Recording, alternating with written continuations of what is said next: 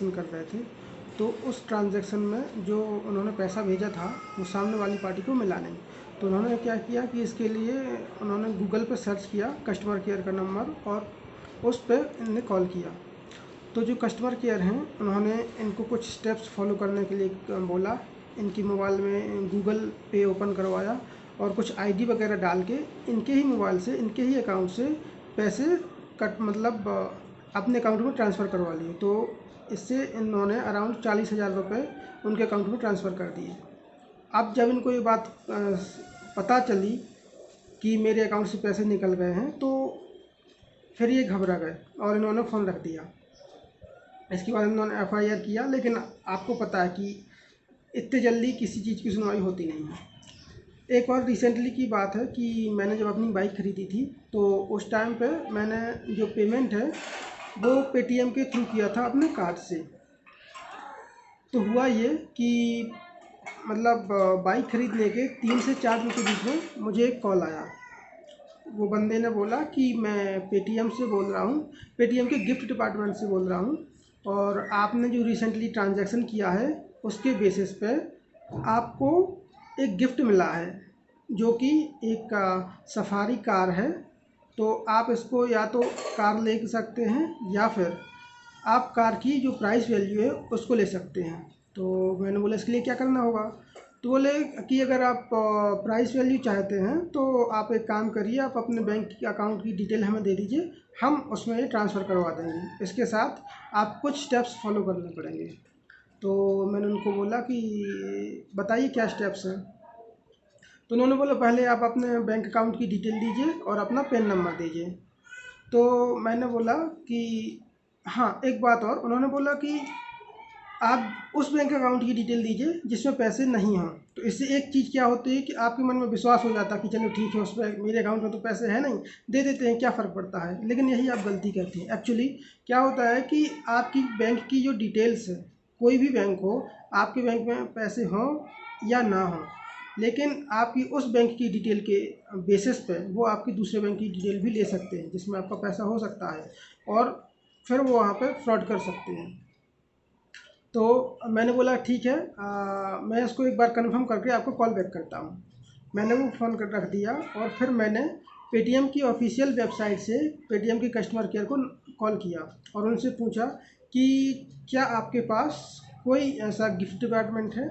तो वो बोले कि नहीं, हमारे पास ऐसा कोई गिफ्ट डिपार्टमेंट नहीं है और ना ही हम कभी किसी कस्टमर को इस टाइप से कॉल करते हैं। तो इसका अर्थ ये है कि वो बंदा फ्रॉड था जो मुझे कॉल करके गिफ्ट क्लेम करने के लिए बोल रहा है। अब मैंने जब उसको फिर से कॉल किया तो मैंने बोला कि मैंने उसको सिंपली बोला कि आप जो भी बोल रहे थे फिर से बोलिए, पुलिस सुन रही है। तो बंदा डर गया और उसने फ़ोन काट दिया। तो ये हुआ दूसरा वाक़या। अब मैं आपको बताता हूँ कि आप इन चीज़ों से कैसे बच सकते हैं। पहली बात तो ये कि जब आपको ज़रूरत पड़े कि आपको किसी भी कंपनी या किसी भी बैंक के कस्टमर केयर को कॉल करना है, तो उससे पहले आप एक बात ध्यान रखिए कि आप किसी भी नंबर पर यूं ही कॉल मत करिए। आपके पास आपकी जो बैंक ने पासबुक दी है उसमें, या आपके पास जो ATM है उसमें कस्टमर केयर का नंबर रहता है। जैसे मेरे पास एक कार्ड है, इसमें ब्लैक पट्टी के ऊपर ये जो यहाँ बैंक का फ़ोन नंबर लिखा हुआ है। तो मुझे अगर कोई ज़रूरत पड़ेगी तो मैं सिर्फ इसी नंबर पर कॉल करके बैंक से संपर्क करूँगा। आपके पास पासबुक है उसमें भी ये नंबर दिया हुआ होता है। और बाय चांस अगर आपको ज़रूरत पड़े कि नहीं, आपके पास ATM भी नहीं है, आपके पास पासबुक भी नहीं है, तो कैसे ट्राई करें? तो उसके लिए आप क्या करें, आप गूगल से सर्च करते समय थोड़ी सावधानी रखें। जब भी आप गूगल से नंबर सर्च करते हैं तो आप देखेंगे कि जो भी नंबर आता है आप उसको डायरेक्टली यूज़ ना करें, आप उस लिंक पर क्लिक करें और वहाँ पे देखें, जब जो आपका ब्राउज़र है जहाँ पे आप ये सर्च कर रहे हैं गूगल को, ऊपर जो एड्रेस बार जहाँ पे वेबसाइट वगैरह लिखी होती है वहाँ पे देखें कि आपके जो लेफ़्ट हैंड साइड में जहाँ से एड्रेस शुरू हो रहा है वहाँ पे एक लॉक का ताले का निशान बना हुआ है, और उस ताले पे ना तो कोई क्रॉस मार्क है और ना ही वो खुला हुआ है। क्योंकि अगर उस पर ब्लैक कलर के ताले पे रेड कलर से क्रॉस लगा हुआ है, इसका मतलब ये है कि वो वेबसाइट सिक्योर नहीं है और हो सकता है कोई हैकर उसको यूज़ कर रहा हो और वहाँ से आपका डेटा भी चोरी हो सकता है। तो आप ये सुनिश्चित करें कि जो ब्राउज़र पे वो लॉक है वो लगा हुआ है, और अगर आप उस लॉक पे क्लिक करेंगे तो आप वो ग्रीन हो जाएगा और आप वहाँ पे देखेंगे, वहाँ पे लिखा हुआ होता है कि ये वेबसाइट सिक्योर है। तो आप सिर्फ ऐसी वेबसाइट से ही नंबर को ले गए और आप कस्टमर केयर को कॉल करें, और कस्टमर केयर को कॉल करने के बाद भी वो आपके बैंक अकाउंट की डिटेल नहीं मांगेगा। ज़्यादा से ज़्यादा अगर वो मांगेंगे तो आपकी डेट ऑफ बर्थ पूछेंगे कंफर्म करने के लिए, और आपके अकाउंट के या आपके एटीएम कार्ड के पीछे के 6 या 4 नंबर पूछेंगे। इसके ज़्यादा वो कुछ नहीं पूछेंगे, और अगर वो इससे ज़्यादा कुछ ही पूछ रहा है तो आप समझ लीजिए कि ये फ्रॉड है, आपको अपनी जानकारी नहीं देनी है। ये तो हुई बचने की बात, लेकिन बाय चांस अगर आप इस चीज़ का शिकार पहले से हो चुके हैं या आपके अकाउंट से पैसे कट चुके हैं तो क्या करें?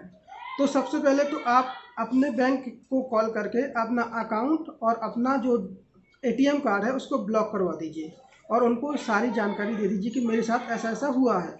दूसरी बात, आप अपने पास के थाने में जाकर एफआईआर करवाइए और उनसे बोलिए कि आप इस पर जल्दी से जल्दी कार्रवाई करें।